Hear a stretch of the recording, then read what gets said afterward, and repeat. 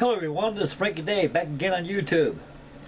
Okay guys, video for today is update build report number 1 on my RMS Lusitania by Entex 1978 kit. Okay guys, I bet this pretty much today. I got about 17 hours logged in this on the build so far. And what I did, I assembled the whole house together. I primed it. And before I prime the hull and everything, guys, the kit comes with molded in railings. And anybody who's got this kit in their stash or thinking about getting this kit, I just learned just by toying around on eBay, because I have been on eBay about 20 something years, and when I got my Denmark, I must have passed up a couple of these kits that are up for auction. And they go up anywhere about $100 on down if you get them. And so anybody decides to get one of these kits, folks, you may want to do some thinking, do some soul searching on how about you're going to attack this kit. You want to make it detailed as possible, or just build it out of the box. The railings in this kit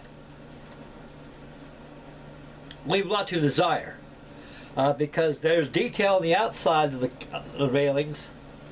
But in the inside, there is no detail at all. And what it does, it gives you the old 1950 Revell look with the scale railings, with the railings. It looks like nothing more than a styrene wall, which takes a lot of detail away from this kit. So I highly suggest, with a good hobby knife, you score along the top of the base of the rails where they adjacent to the hull, and snap them off and file them smooth and paint them. And I've already ordered a gold metal fit. I'm going to order, I haven't ordered yet though. I'll probably get that probably one day this week. But I got plenty of time for those fittings. Believe me, this is going to be about a good 30 to 40 day build. And this is about the third one I built one of these. And they go together pretty quick. I think a lot more quicker than the Titanic. But like I say, the sole purpose of building this kind of a kit is just that you want to take it nice and slow and easy. Make Lusitania look good. Okay guys, like I'm trying to say, is you gotta get rid of those rails on there. So you gotta score at the bottom of the rails and snap them off and file them smooth and paint them. And if you don't want to do it that way, build it out of the box, just go ahead and paint them white, gloss white rails. When the gloss white's dry, get yourself some flat black paint. You thin it down as you can with either a thinner. It's got to be acrylic, guys. Water base. You use water or dehydrated alcohol and make a kind of like a wash on the railings. It'll bring out the railings. But like I said, the inside of the railings, they're going to be about as bland as hospital food, with nothing more than a styrene plastic wall right across the deck. So they're going to take a lot away the detail of the kit itself. So I highly suggest let's go ahead and scuttling the kit's railings and replace them with photo etch. Okay guys, I got that after the hull was assembled together. I filed smooth from the bottom. I filled in with my filler of choice, wet and dried sand a couple times on it, gave that 2-3 coats of primer. Went ahead and painted a terracotta red at the bottom of the waterline. The boot topping of the white was used by masking off by airbrushing white first on the hull.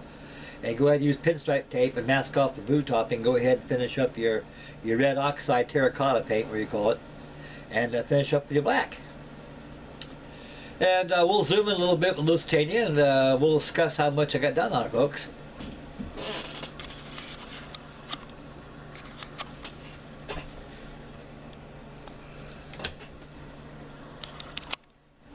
Okay guys, right here, I got the hull all together right here.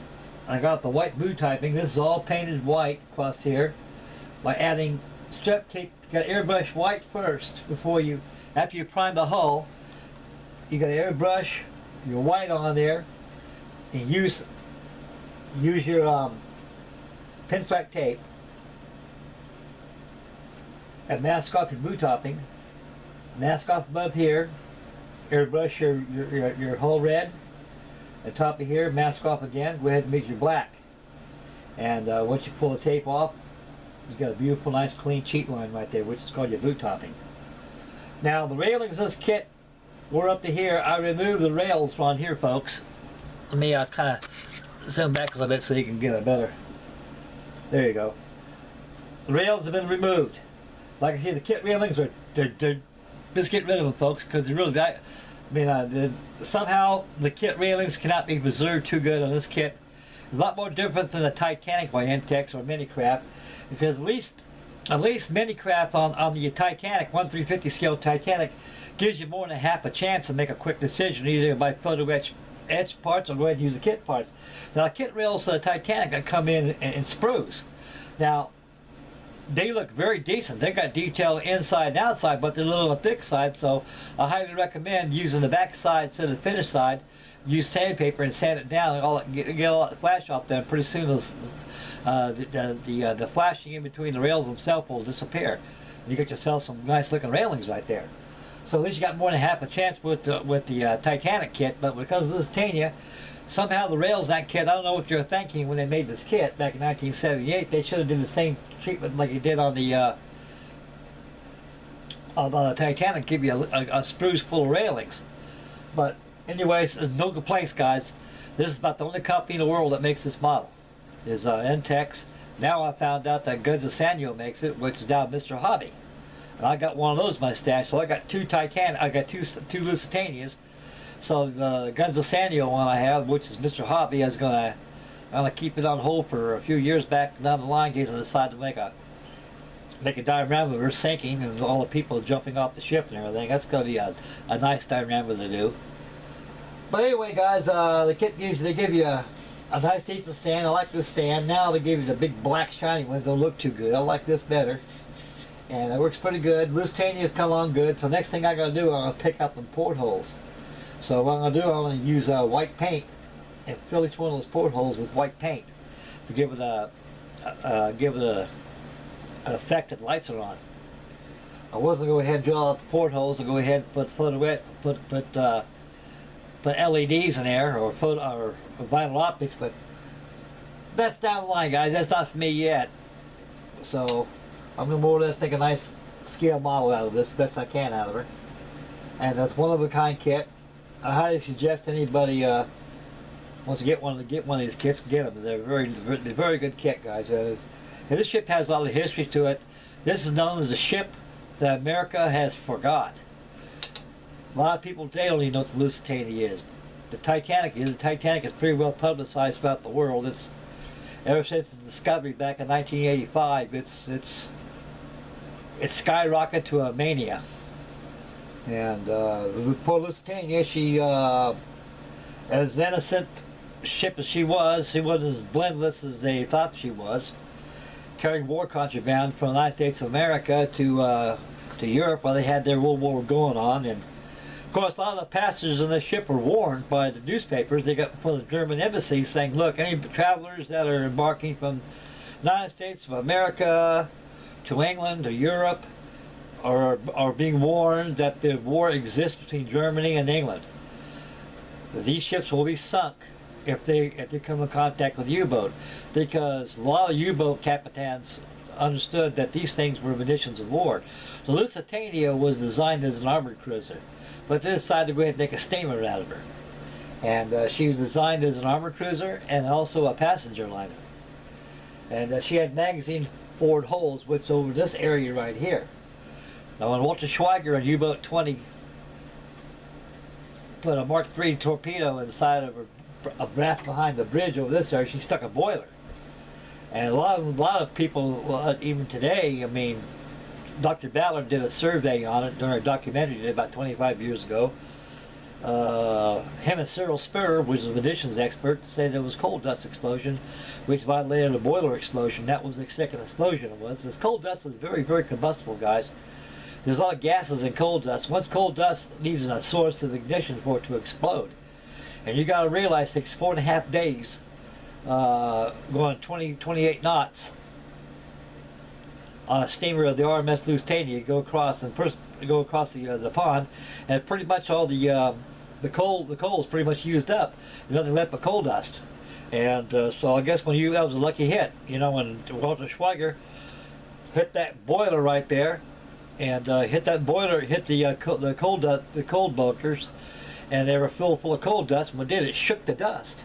When it shook, it exploded.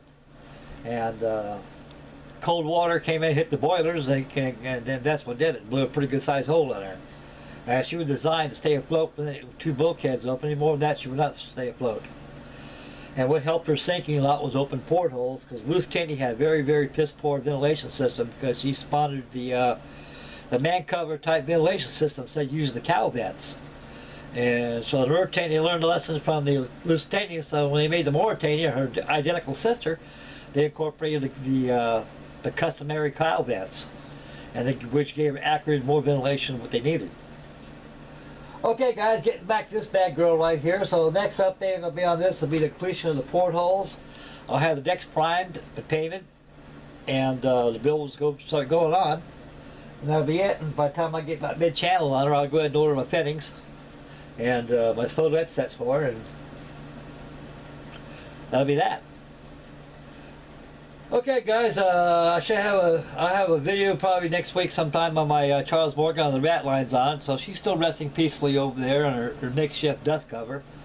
I don't want no dust or paint dust or any elements that floating around getting on top of her, because it's got to keep her clean as I can. So got to take care of what you got. That dust is a destroyer of plastic and some wood. Okay guys, this is about it for now, and I'd like to thank everybody for tuning in. May God bless, and once again, Happy New Year to everybody. And there's a little few things shaking down on YouTube land out there.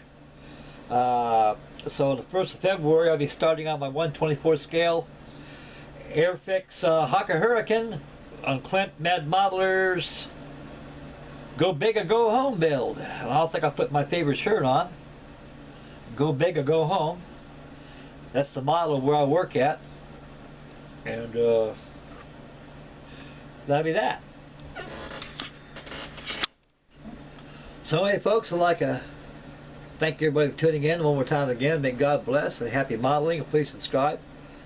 Make mama happy. You don't, you'll take away the glow and make you sleep on the couch for a couple of weeks. You won't like that too good.